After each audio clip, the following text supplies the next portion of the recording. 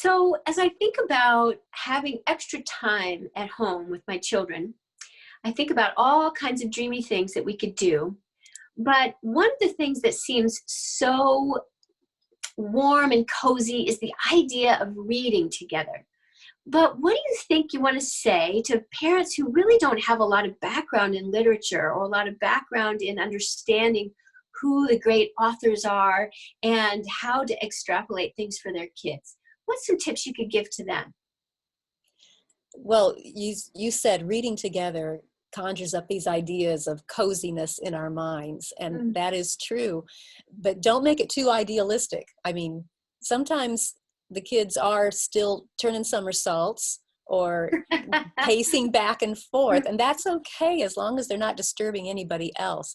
The main thing is sharing these great ideas from these great books is such a great way to feed your children's minds, to nourish their minds. Mm. And I'm even as we walk through these days that we're in, so many of the books that I read as a child are coming back to me and encouraging me. For example, I read Laura Ingalls Wilder, The Long Winter, Mm. when I was young.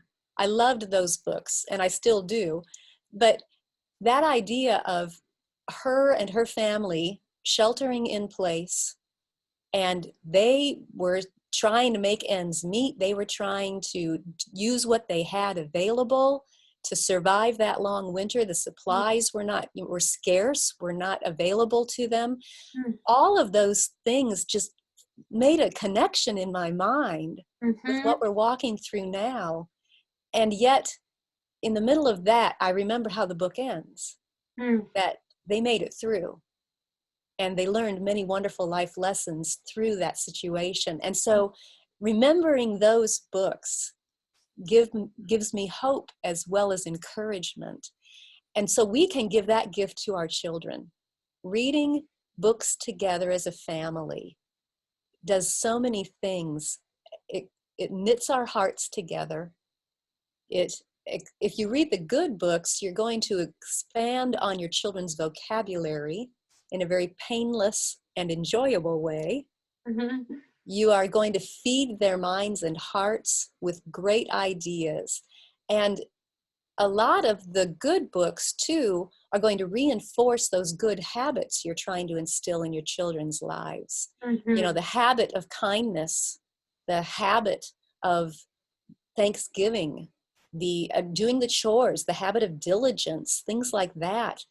Good books are going to reinforce those things. So I would encourage everybody to get a good family read aloud. If you're not sure where to start, we have a bunch of suggestions on our website.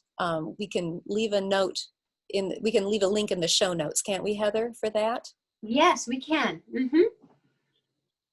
Books like Charlotte's Web and the Little House books, like I mentioned. Books like, oh, for the older kids, you could do the Jane Austen books, or you could do, if you have boys, they might love the Little Britches series. Mm. You can do, oh, like I mentioned, the Anne of Green Gables. I had been reading that one previously. Those are a great book series.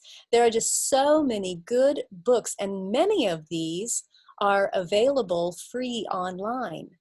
The ones that are in public domain, you would be able to grab free online and read those aloud with your family. Even if you just read one chapter a day, Mm.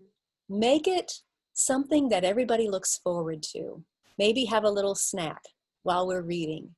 So it's a family together time, and we Mhm. just enjoy it together. And I think it will add a lot to your days, to your weeks. It will be giving your children a lot of benefits that you might not see all of them immediately, but those seeds of great ideas and encouragement are going to nestle deep within your children's hearts, and they will bring forth fruit later on in their lives. So Mhm. take advantage now to feed them these great ideas. while you can, while you're all together. And you might find some new favorite authors too. You never know. Well, I love that so much, and it ties into science also, that has shown that when people learn about heroes, it develops this mood in your mind called elevation. And it gives you this sense of uplift, the sense of, you know what, I can do more than I thought I could. So especially reading about people who've gone through difficult times and came out on the other side is a wonderful way to build that sense of heroism in yourself. But you also talk about the way to do a read aloud in such a way that it really cements the concepts in the mind. You talk about narration. Can you explain that just briefly for us? Narration is a wonderful tool that any of us can use. It's so easy for us to read something and it just kind of goes over the top of our heads, and that's that. And if you asked us tomorrow, we probably couldn't tell you much about it. But the tool of narration is really just telling back what you just read or heard read. Either way, you don't have to read it for yourself. You can listen to someone read it to you and then tell it back in your own words. That's a key. This isn't just parroting whatever somebody said. You have to take it in. You have to pay full attention first. Take it in. Mix it in your mind with other ideas that you already have about that subject. Then put it in the right sequence, form it into coherent sentences, and give it back. Mm-hmm. That's a very high level of thinking. And you think about, if you can explain something to someone else, if you can tell it to somebody else, then you know it. So that act of retelling is what we also call the act of knowing. Being able to listen once, just have one reading. This isn't go back and cram it again. This is one reading. I'm giving it my full attention so that at the end of that reading, I can collect my thoughts and order them and then tell it back in my own words. For older children, you can have them tell back in writing. And that is a composition form as well. Any essays, you have different kinds of essays. Those are basically narrations, telling it back.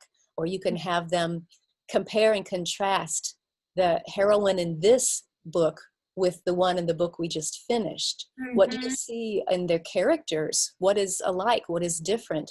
What do you think is better or worse than the other? And so writing those essays out would be another way to seamlessly bring some composition and some writing practice in for your older children. Yeah, those are really simple ways to really cement, I think you used that word, cement those concepts in the children's mind, teach them new vocabulary, and really build those ideas of beautiful stories and heroes in their minds to help bolster everybody during the day, whether you're in a difficult time or a pleasant time. These are really great ways to build character and intellect into your children. And let's not forget, into you as a parent, as you are reading that as well. My best education was teaching my own kids, that's for sure. Yes. So thank you so much, Sonia. These are great tips, and we appreciate all that you've shared.